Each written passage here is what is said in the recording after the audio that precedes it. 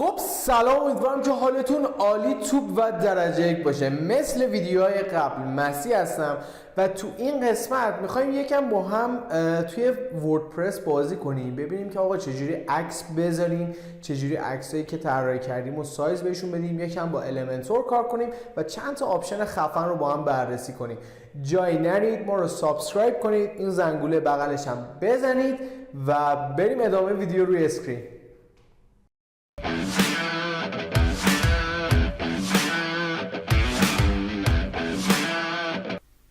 خب حالا که با منوهای مختلف وردپرس آشنا شدیم، یه حدودی ازش دونستیم، میخوایم بریم سراغ طراحی در واقع صفحه اول، یعنی صفحه اصلی سایتمون. یه چند تا آپشنش رو عوض کنیم، اضافه کنیم، کم کنیم تا دونه دونه شما هم راه بیفته دستتون. پیشنهاد میکنم توی این جلسه با ما قدم به قدم همراه باشید.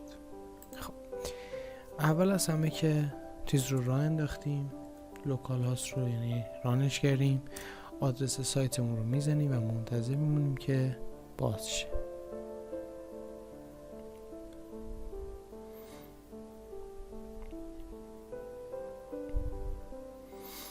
این سایت بسیار زیبای ماست که طبیعتا و قطعا مال شما جذابتر و زیباتره. من میخوایم چند تا آیتم و آپشنش رو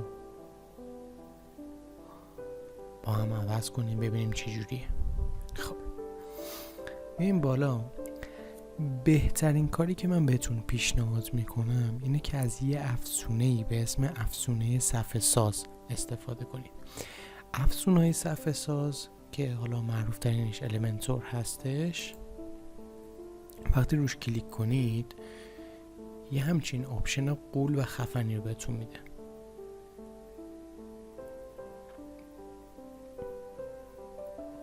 بذارید باز شه.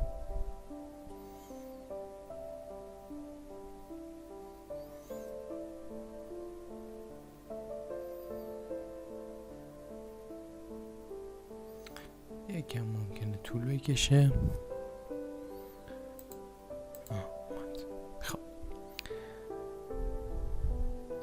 ببینید یه نوار اینجا بهتون میده که هر کاری تو ذهنتون باشه میتونید از اینجا انجام بدید. اگر میبینید یه آرم قفل این بالاشه، این در واقع برای این هستش که نسخه پرو نیست، نسخه معمولیش و رایگانش رو استفاده کرد.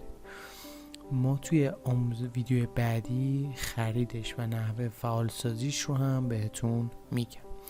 ولی حالا یه نگاه بندازیم به چیزهایی که داره ما میتونیم ازش استفاده کنیم. بذار اونی که نمیتونیم ما ببندم. چیزهایی که میتونیم استفاده کنیم، متن میتونیم بذاریم، عکس میتونیم بذاریم، ویدیو میتونیم بذاریم، دکمه، آیکون، نقشه گوگل، کاروسل تصویر، گالری، شمارنده، آیکون شبکه‌های اجتماعی، ساوند کلاود. میتونید حتی کد بذارید و حالا اینها مخصوص دیگه قالب خودتونه. خب از قبل من بنر این دوتا رو طراحی کردم و یه پیشنهادی بهتون میکنم. اگر میخواید که در واقع شکل ظاهری سایتتون به هم نریزه، رو اندازه هایی که این دمو در واقع طراحی شده کاراتون رو ببندید. مثلا ما روش کلیک میکنیم، ببینید رو هر قسمت بریم یه بخش آبی میاد، میتونید رو اینجا بزنید، وارد این منوش میشید، میتونید جزئیاتش و اطلاعاتش رو عوض کنید، عکسش رو، پیوند اگه داشته باشه، هر چیز دیگه شو. مثلا ما میخوایم این رو عوض کنیم، روش کلیک میکنیم، به هم میگه که عنوان تصویر اینه، ببینید روش برید و بیاره فروش ویژه گوشی موبایل. اینجا هم نگاه کنید نوشته فروش ویژه گوشی موبایل، که این حرکت توی سئو سایتتون به شدت تاثیر داره. پیوند تصویر مال زمانی که من اگر روش کلیک کردم اینجا یه تب جدید، یه پنجره جدید برامون باز میشه که میره اونجا. حالا ما بهتون نشون میدم. روی انتخاب تصویر میزنید، اینو گفتم دیگه بهتون. اگر بخواید تازه بارگذاری کنید، بارگذاری پرونده، اگر قبلا بارگذاری کرده باشید از کتابخونه‌اش. سایزش رو هم همونطور که میبینید اینجا نوشته، میتونید از این سایز استفاده کنید توی فتوشاپ برای طراحی بنرتون که توی قسمت سایزش به مشکل نخورید. من طبق همین سایز 2 تا بنر طراحی کردم.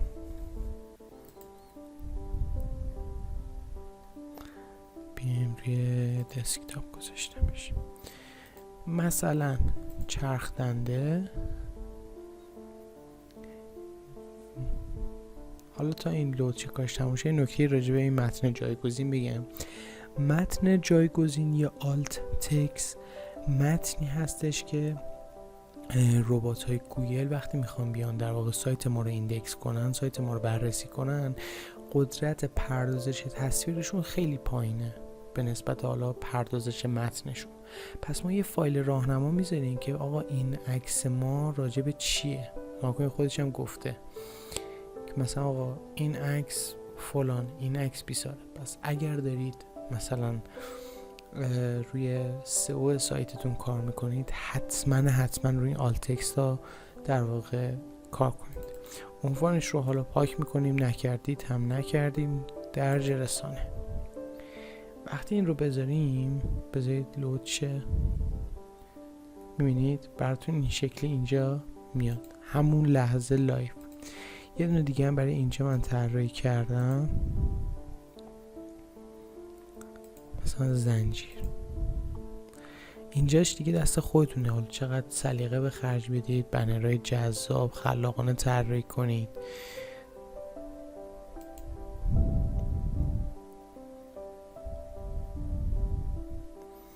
و بدین شکل براتون اینها رو اضافه میکنیم. به روز رسانی رو میزنیم، ما سایت گوگل رو میاریم، لینکش رو کپی میکنیم، پیوند این تصویر میذاریم گوگل. حالا به روز رسانی هم که انجام میدیم، تو حینی که داره به روز رسانی میشه ما سایتمون رو باز میکنیم.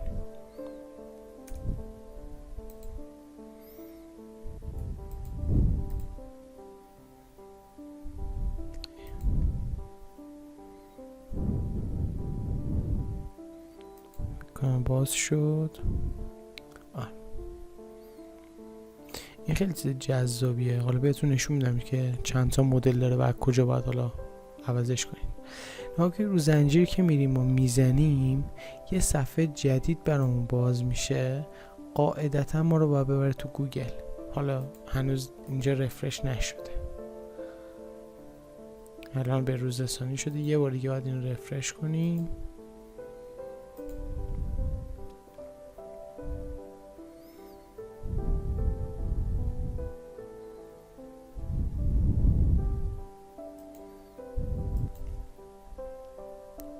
زنجیر رو که کلیک میکنیم میبرتون تو سایت گوگل. میتونیم حالا به هر دسته بندی توی سایتمون خودمون رو انتقال بدیم. خیلی مجلسی طور میایم پایین، میخوایم یه بخش جدید درست کنیم. اصلا اینجا یه به علاوه میبینیم، به علاوه رو میزنیم، میگه آقا ساختاری که میخوای طراحی کنی چند تا ستون داشته باشه. ما طبق عکسایی که طراحی کردیم 3-4 تا میگیم 4 تا کافیه. یه 4 تاییشو انتخاب میکنیم، به ما یه دسته بندی میده با 4 تا ستون. حالا به علاوهش میزنیم، میگه چه متنی میخوای، چه چیزی میخوای. ما میگیم که عرضم به حضورت این کادر تصویر بندازیم، جوابگوی کارمون هست، چیزی که نیاز داریم. نه این نیست. خیلی راحت خواستیم با کنیم روش کلیک راست میکنیم، گزینه حذف و تمام. یه تصویر میندازیم، یه دونه بذار اول اینو طراحی کنیم، بعد رو همین بهش اندازه میدیم.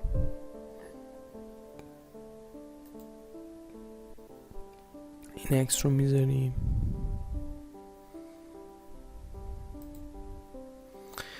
سایزش زیاده، میتونیم مثلا مدیوم 300x300 بذاریم، چرا بروزرسانی نشد؟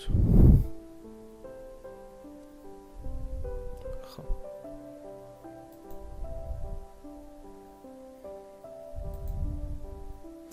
سایز 100% میذاریم.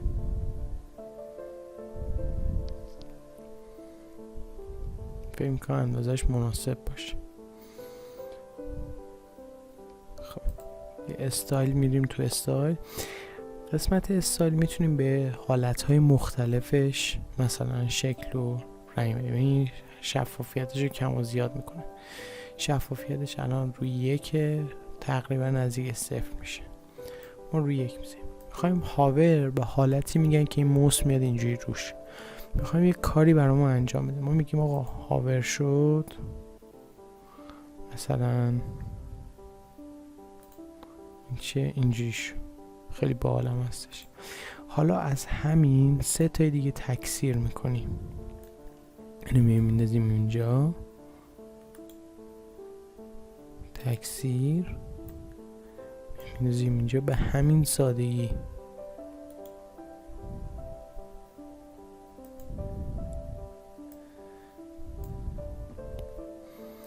حالا رو این میزنیم،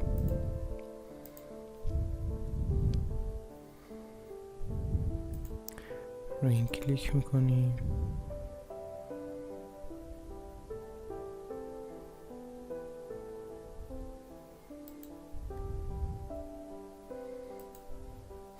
اگه دیدید اینجوری سایزش به هم ریخت، یه دونه در سفارشی میذارید، توی می نویسید 100% اعمال تغییرات. میبینید اندازه شد. روی این یکی کلیک میکنیم، بارگذاری پرونده، این کامیونه رو بذاریم. این آیکون ها رو هم توی یه ویدیو دیگه بهتون میگم از چه سایت هایی دانلود کنید که آیکون هایی به همین جذابی و خوشگلی داشته باشید. خب ببینید دوباره به این اعمال نشده. میتونید دوباره بذارید ببینید این حالت تغییر میکنه. ولی من بعید میدونم. به همین میذارمش رو سفارشی 100%.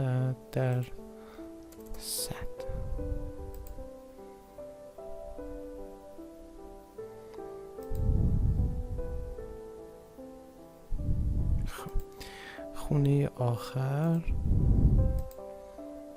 فکر میکنم فقط پول مونده.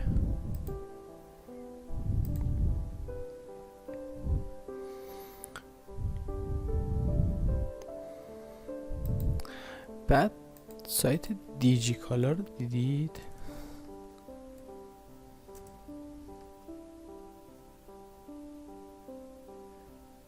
بذارید بیایم پایینشه. دیدید یه چیزی نوشته؟ حالا این دسته بندیش ولی پایین تر. نه پشتیبانی 24 ساعته. میگه آقا ما از اینا میخوایم. چجوری تو سایتمون اضافه کنیم؟ چجوری زیر این عکس ها بذاریم؟ میگم که کاری نداری که. میایم روش میزنیم. سایز اینو یادمون رفت تغییر بدیم. 100% اعمال تغییرات. حالا یا کپشن میخوای؟ میگیم آره میخوایم. عنوان تصویر چی میخوایم باشه؟ میگیم عنوان تصویر این پوله مثلا پرداخت نقدی.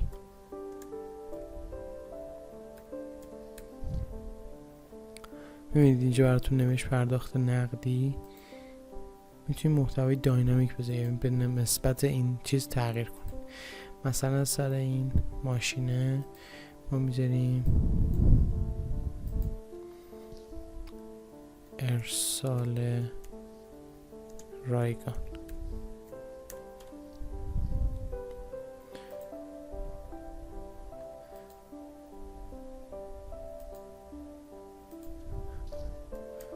همراه با هدیه. همین حالا به طور چیزه یکم که ضمانت بازگشت پوله.